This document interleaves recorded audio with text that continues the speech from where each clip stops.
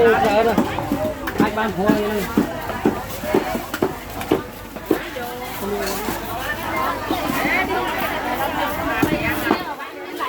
je suis déçu, la grenouille ne bougeait plus.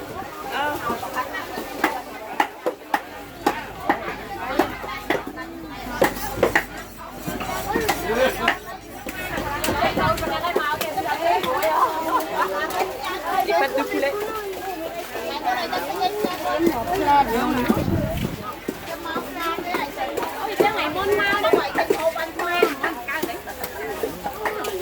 Anh nào tầm ai mua chứ bố trăm nạ đi.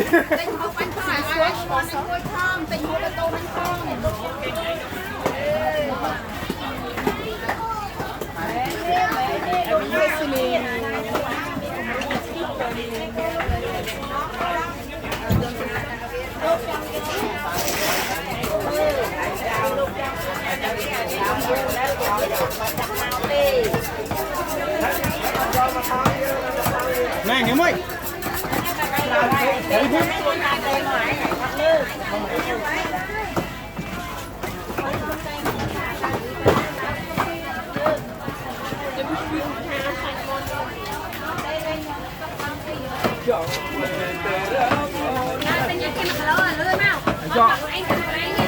cho vô mà ăn ngon đó anh.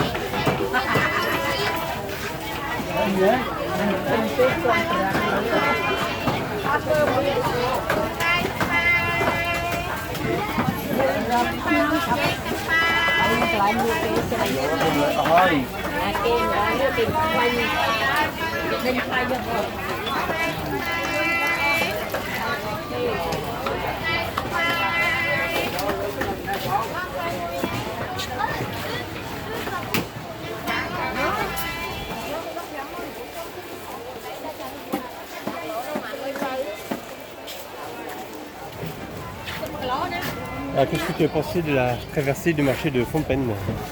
Ça va, on a vu différents. Et ouais, les grenouilles? Bah, ici, il n'y a pas de chien, pas de chaton, pas de crapaud. Par contre, il y a des grenouilles sans peau qui continuent à bouger. Ouais. Après, on est un peu habitué maintenant.